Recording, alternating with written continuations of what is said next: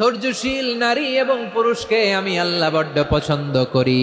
ওয়াস্তাঈনু বিস-সাবরি ওয়াস-সালাহ ওয়া ইন্নাহা লাকাবীরাতুন ইল্লা আলাল খাশিঈন।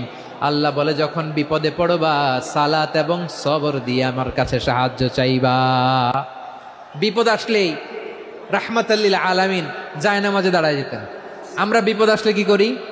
হাই হুতাশ, ফেসবুকে স্ট্যাটাস দেই, ঠিক কিনা?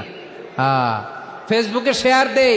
বিপদ আসলে বন্ধুর সাথে শেয়ার দেওয়ার আগে, নিজের স্ত্রীর সাথে শেয়ার দেওয়ার আগে, ফেসবুকে শেয়ার দেওয়ার আগে শেয়ার করবো কার সাথে? আল্লাহর সাথে। কারণ আপনার বিপদ থেকে আপনার কেউ উদ্ধার করতে পারে না, একজন সত্তা ছাড়া। চিল্লায় বলতে হবে তিনি কে?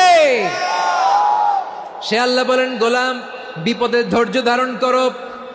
আল্লাহর হাবিবকে আল্লাহ সান্ত্বনা দিচ্ছেন, ওয়াসমির আলা মা ইয়াকুলুনা ওয়াহজুরহুম হাজরান জামিলা।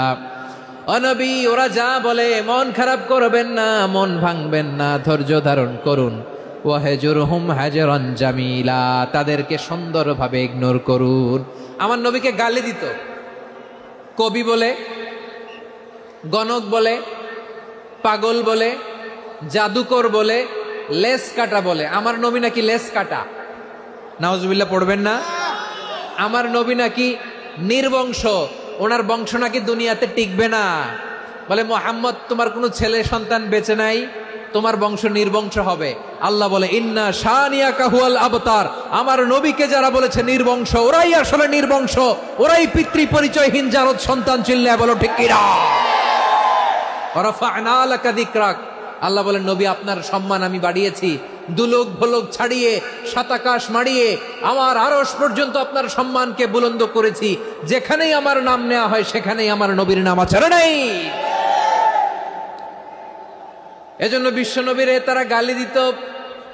বিশ্বনবী যেন গালি শুনে মন খারাপ না করে। আল্লাহ বলেন, নবী ওয়াসবির আলা মা ইয়াকুলুন, ওরা যা বলে বলুক, আপনি মন খারাপ করবেন না। আমার নবীরে কাফিরেরা যেমনি গালি দিত, এই যুগে আমাদেরকেও গালি দেয় এমন কিছু লোক আছে না নাই? আমার নবীকে গালি দিত গণক, জাদুকর, এরপর গালি দিত পাগল, নির্বংশ বলে। আর আমাদেরকে গালি দেয় মৌলবাদী বলে, আমাদেরকে গালি দেয় রাজাকার বলে। রাজাকার শব্দটা তো এখন একটা অ্যাওয়ার্ড হয়ে গেছে, অ্যাওয়ার্ড। রাজাকার রাজাকার গালি দেওয়ার দিন শেষ। কি দিন আসলো? সুবহানাল্লাহ কইবেন না? আল্লাহ তো আমাদেরকে দেখাইছে রাজাকার।